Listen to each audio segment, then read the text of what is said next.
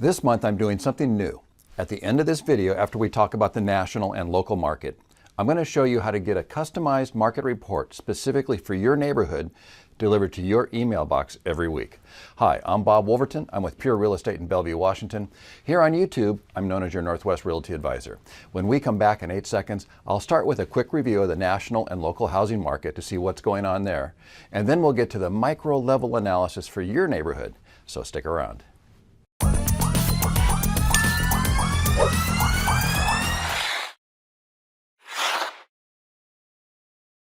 Okay, let's start our national market update with the report from the Federal Housing Finance Agency. And what we see in this graph is they are reporting strong appreciation throughout the entire country. According to the Federal Housing Finance Agency, there's no part of the country that is experiencing depreciation. But we never hang our hat on one report. Here we have CoreLogic's year-over-year change in price, and what they're showing is there are 2 states, Louisiana and North Dakota, that did see a minor depreciation in this past year. But the rest of the country is very, very strong. Overall, the entire country averaged 4.49% appreciation, and Washington State was at 5.5%. And let's see what happens moving forward, because if we look at the forecasted year-over-year percentage change in price, CoreLogic thinks that North Dakota and Louisiana, along with the rest of the country, is going to be just fine. And there's some talk from their recent blogs that they might take that 4.6 national average that they projected going forward, and they might uptick that number a little bit higher too, primarily because we're having a much stronger beginning of the year than we originally thought. Also just released is a new home price expectation survey, and they show the thoughts and projections of a panel of over 100 economists, real estate experts, and investment and market strategists.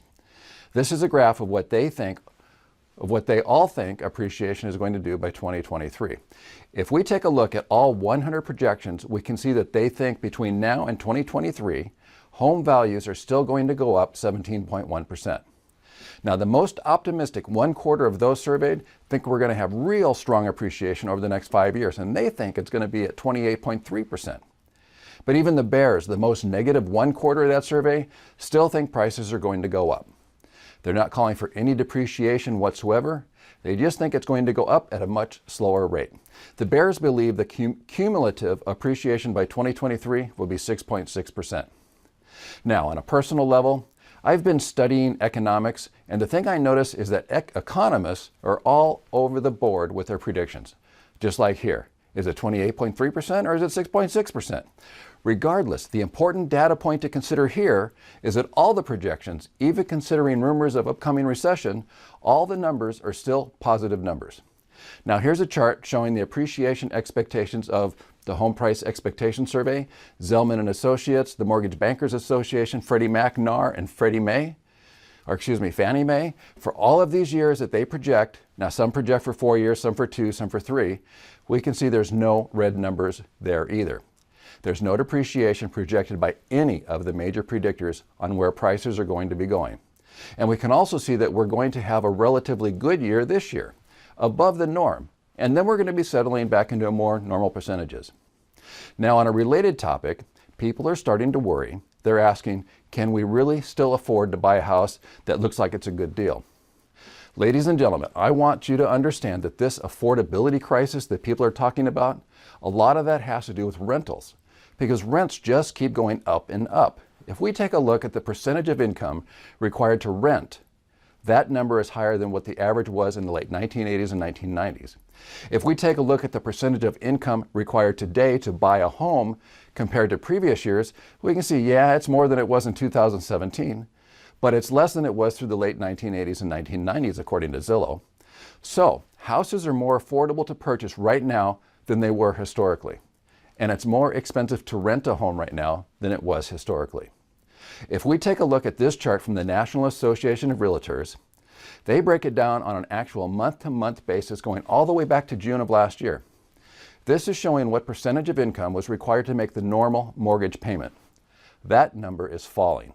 As wages go up, as interest rates come down, and as prices modify, we can see that, you know what? We're much cheaper at 16.1% than what the normal average was historically. So if someone is talking about an affordability crisis, the cost of home ownership as a percentage of income is coming down, whereas the cost of renting is going up. Another positive note for the national housing market is the U.S. home ownership percentage rate took a turn and is heading up. For the last 8 quarters, the percentage of people who own a home has increased 2 years in a row. Each quarter of the 2 years in a row, it has increased. Now, it fell off dramatically since the housing bubble. I get that. But there were people projecting that we were going to go down below 50%. No, that has turned now. And it's not just 1 quarter or 2 quarter or 3 quarter turn either. It's 8 consecutive quarters that home ownership rate has gone up. Okay, that's all related to what's going on in the national market. Now let's look at what's going on locally. For the entire Puget Sound region, year-over-year prices area-wide were up 3.5%, with most counties reporting gains. Now, King County was an exception to that statement. In King County, year-over-year prices were flat. Actually, they were down 0.4%, slipping from the year-ago median of $625,000 to last month's figure of $622,500, but rising from February's price of $604,000. So King County has made significant increases in the last month, but the year-over-year numbers are still pretty flat. What we're seeing is more people are going further away from the big city to find more affordable home prices. Here you see year-over-year median sale price for 8 counties. Obviously, King County is the most expensive, followed by Snohomish County. So you can see why people are willing to travel further or commute further to find lower home prices.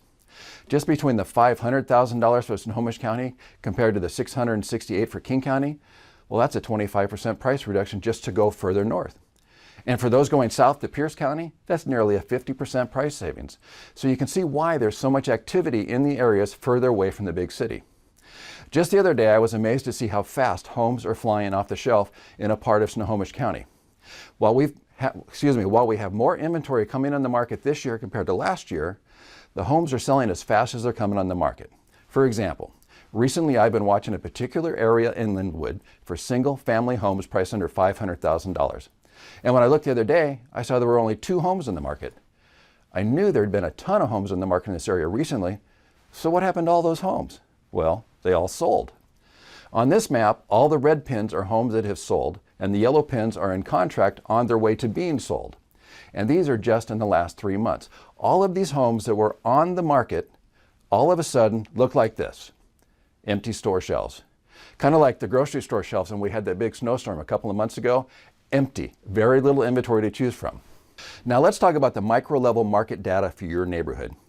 This area we just looked at in Linwood is in the 98037 zip code. Now Linwood has 4 different zip codes, and we could look at the market for the entire city of Linwood, but in this case, let's narrow our focus to just look at the 98037 zip code. What we're seeing here is an interactive online report that I can provide to you for your specific neighborhood. Let's look at how the report works. First, you see the report title, Linwood 98037, and the date of the report. Also notice these tabs. We can look at data for houses or for condos. Everything we see in this report related to houses we'll also see specifically for condos under this Condos tab. But for this example, let's go back to the Houses tab. The first thing you notice is the circular graphic of the Market Action Index. These 2 paragraphs explain what the Market Action Index is and shows in this neighborhood all the inventory is being bought up, so this neighborhood has a strong advantage to the seller, i.e. a strong seller's market in this neighborhood. On the right side, we see the current median list price, and we can hover over the trend line to see the numbers have changed over time. The same is true with all the trend lines on the right side of this page. Now we come down to the big graph showing median list price. This is also a drop-down menu for additional information. We'll come back to these in a minute. In this graph, we see the median list price with a 7-day average for the dotted line and a 90-day average shown by the solid line. Now we can click this checkbox in the upper left-hand corner to show the market segments in this zip code. What this does is breaks all the data into 4 equal buckets, or quartiles. So we know a home in the lowest quartile is going to have a market impact far different than a home in the top quartile. Frequently, what we see in other zip codes around Seattle is the top quartile hovers around 1 million or higher, but that's not the case in this zip code. But with these trend lines, you can identify which quartile your home most closely matches and see the market trends in your price range. As we scroll further down the page, you see additional details about the average of each quartile. Now, let's go back to the drop-down menu at the top of the graph. Let's look at average days on market. We can see the average days on market increased during January, but in all quartiles, the days on market is coming down. Now let's take a quick look at the Market Action Index, and remember, anything below a 30 on this chart indicates a buyer's market, and above 30 is a seller's market. Here we see that all quartiles are moving rapidly to a strong seller's market, particularly that bottom quartile in red, or the most affordable homes. What that is showing is the most affordable homes are in extremely high demand compared to other quartiles in this zip code. But what does this mean to you if you don't live in the 98037 area code? Let's scroll back to the top of the page to the Search Anywhere box. Let's say you live in Bothell and your zip code is 98011. Let's enter 98011.